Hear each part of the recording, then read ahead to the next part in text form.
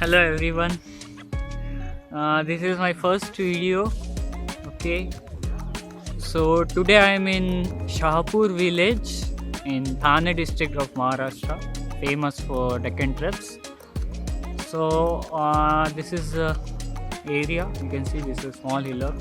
Okay, the weather is good actually today. I like the weather today. It's awesome.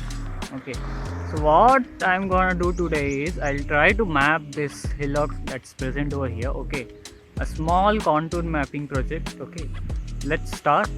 Okay, so guys, let's start with the mapping project and let's see what we can do here. Okay, hello, that's me here. So this is a hillock that we are going to see today. Okay, so let's start with the project.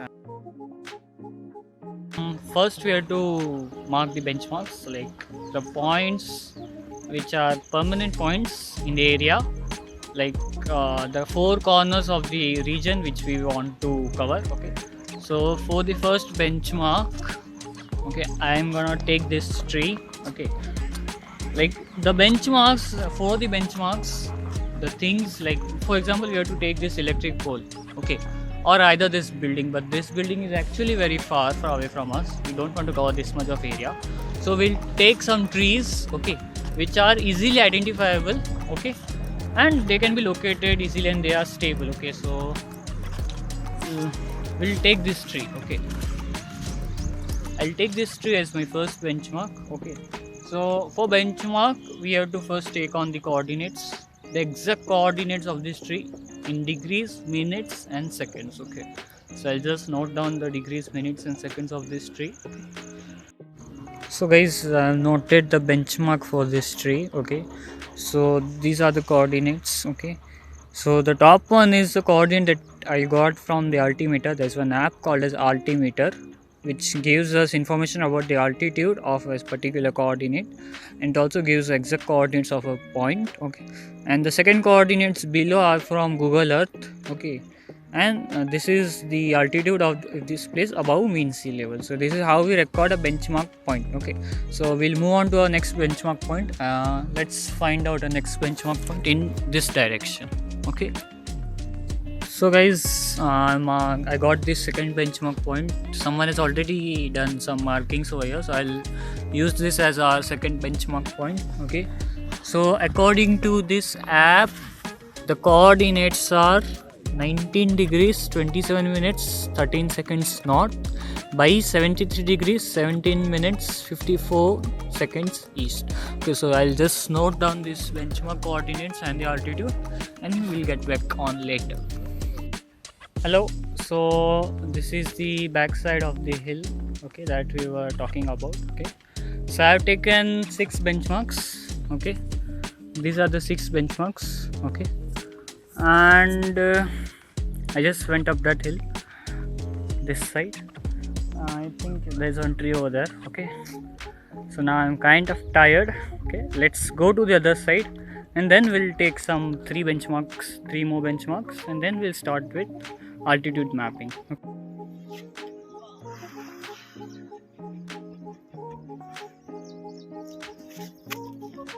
So this is a hill, guys. Okay, that we are going to measure.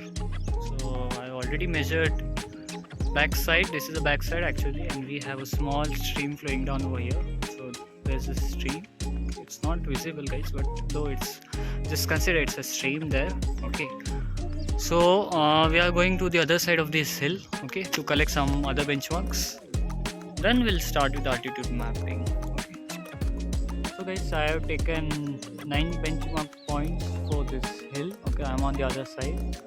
So these are the 9 benchmark points. Okay, so now we'll go and make a graph kind of thing on a large sheet. Okay, and I'll update you later, guys. Okay, so let's continue. So why we want to make a graph? Because we'll take a large sheet. I'll explain the procedure. So we'll take a large sheet. Okay, so supposedly a chart paper sheet A1 size. Okay, And what we'll do, we have taken these benchmark points. We'll put these benchmark points, we'll plot these benchmark points in an order such that they create a grid-like pattern. Okay, the grid-like pattern that we see as latitudes and longitudes. Okay, so we'll create a grid-like pattern on this, and then we'll just make some major lines and minor lines which will act as a graph paper. Okay, and after that we'll go to some points, like we'll take like 10 meters or 20 meters distance, and after like every 10 or 20 meter distance we'll see the coordinates, and then using those coordinates we'll plot the altitude of that point. Okay, so this is the general procedure that I'll follow in this video. Okay, so let's continue, guys. Okay, hi.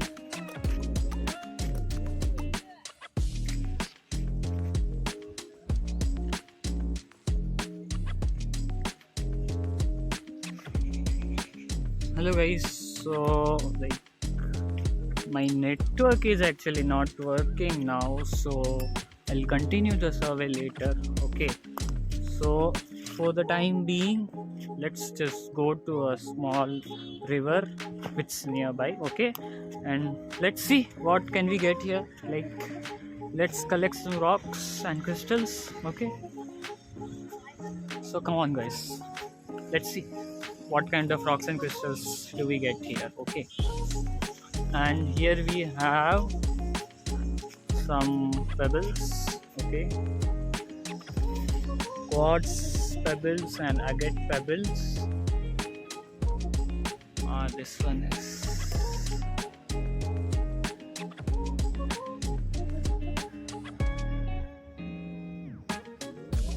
this one is carnelian. Okay, this is also carnelian, guys. I got a good carnelian piece. Okay, let's continue moving further. By the time, let's talk about some geology of this region. So actually this is a part of Deccan Traps. Okay, Maharashtra, almost like 70% of the state is covered with Deccan Traps, volcanic basalts.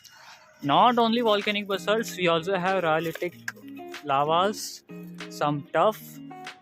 Tuff is like the ash which gets collected when a volcano erupts and it becomes a sedimentary rock. Okay, and then we have some what do you call this? Wait a minute. See, this is Mahuli. The mountain which is called with clouds, that is Mahuli, the fort of Mahuli. This is some other fort, I forgot its name, it's called Pratapgarh or something, I forgot the name. And this is the stream which we are going to go. Okay, and yeah, we were talking about Deccan Traps. Okay, so we have lava traps here.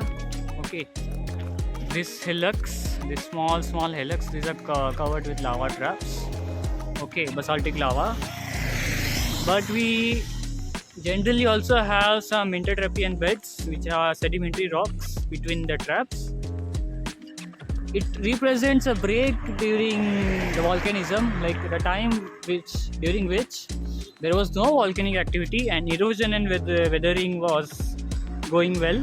Okay, so it created layers of sedimentary rocks. For example, we have siltstone, sandstone, clay, mudstone, etc. Okay, and we often find fossils in these intertrapian beds, but in this area we don't find any intertrapian beds. Okay, we only have lava traps, so we would expect some zeolite minerals, quartz, and if possible, in rare cases, you can find some copper or malachite or some other minerals which are related to basalt volcanism. So let's hope we find something good.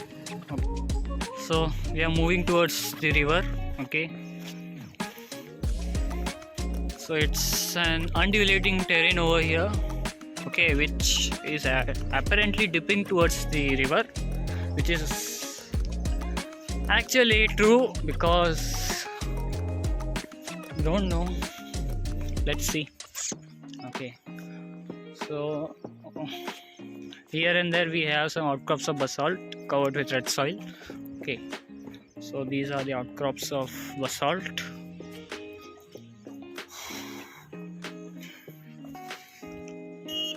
We are moving towards the river.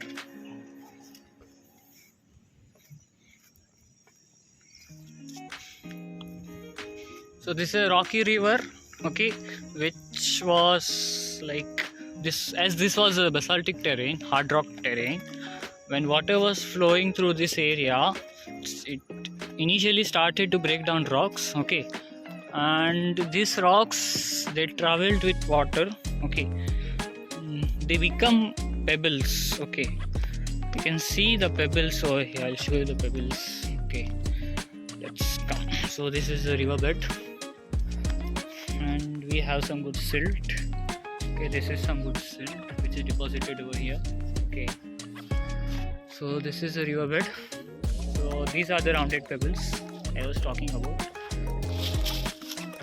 Okay, you can see the rocks are smooth and rounded. This is because they were transported by water from long distance.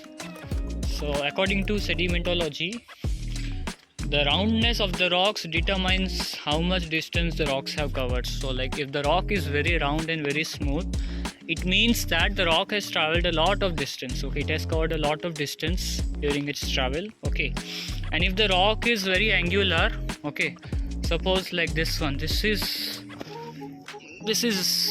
angular rock, okay, so it means that it has not traveled much distance when compared to this rock, okay, which is very smooth, okay, it has smooth surfaces, okay.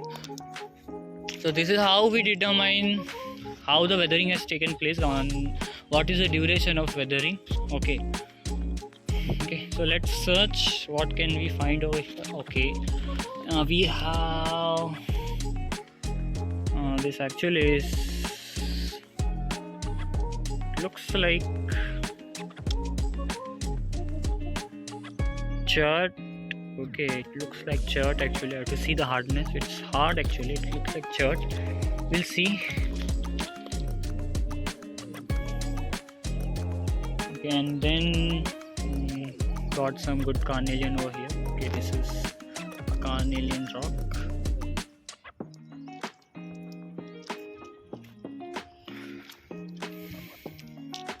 Let's find something else. This is amygdaloidal basalt. Okay, so this is an amygdaloidal basalt. It essentially means that the basalt vesicles, the holes which you can see here, these holes, they are filled with secondary minerals. So these are the secondary minerals. Okay, the minerals which I can see through my naked eye, they include quartz. Okay, so we have some quartz, some chert, and some zeolite mineral which is unidentifiable through naked eye. And this green coating which you can see, this one, this green coating, this is mostly due to either malachite, copper carbonate, or it can be due to some other mineral. I forgot the name of that mineral. I'll just remember and update you guys. Okay, it's a group of mica millet. It's a member of a mica group. It starts with C. I forgot the name, but still it is a very important mineral. Okay, let's hope we can find something else.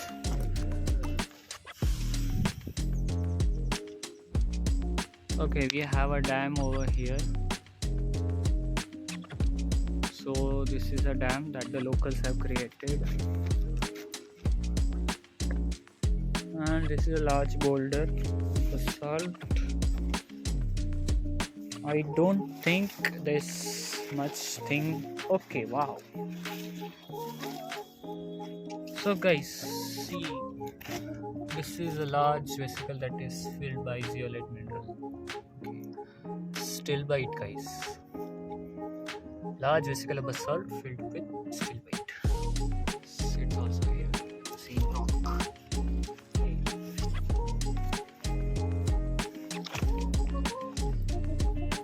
usually in this area you can find only zeolite minerals. We don't have any other minerals in this area according to my studies and some research which I have done. But rarely I have found some other minerals. For example, I found some chabazite.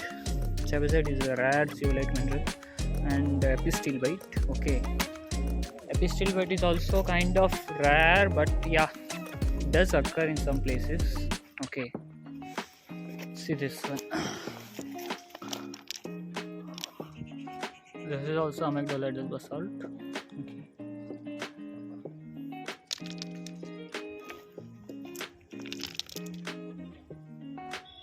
See, this is quartz, which is weathered by water, by flowing river. Okay.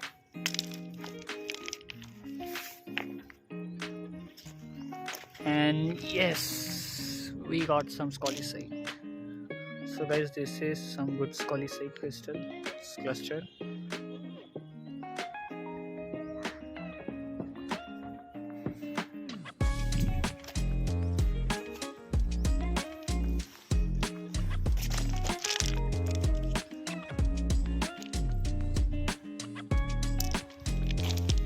So like this, we can find some good crystals in this area.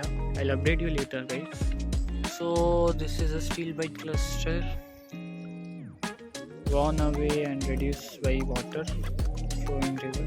Okay, so this is steelbite, peach colored steelbite rock. We'll just keep it here because I have lot of steelbites. Okay, so we have a geode, not technically a geode but a nodule, okay, which has an opening. This is of druzy quartz crystals. Okay, this is also good. So we are planned to leave.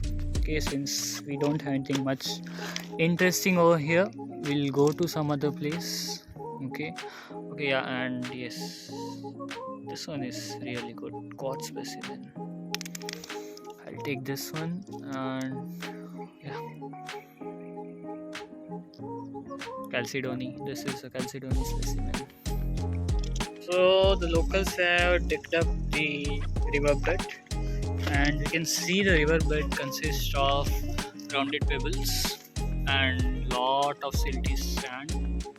Okay, so there's one big rock, large zeolite amygdals. So this is how a riverbed looks like in decayed terrain. Okay.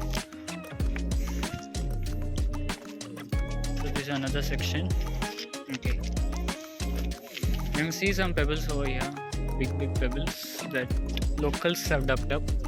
Most probably they are renovating the dam. Okay. I'm not sure, but it's just an assumption. Wait a minute. See, Chalcedony, some nice Chalcedony stalactite structure. Okay, this is a good specimen.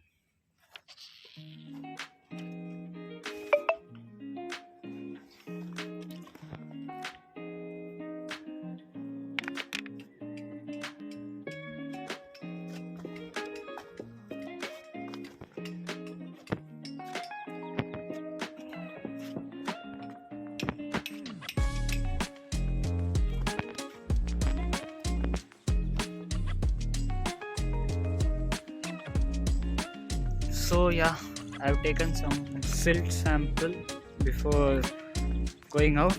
Okay, so hello. So we have come to the end of our today's expedition. Okay, so this is the village that I was talking about. Okay, I've reached the village. So we'll just move on to the main road and we have to catch a share auto to reach my place. My home is actually very nearby.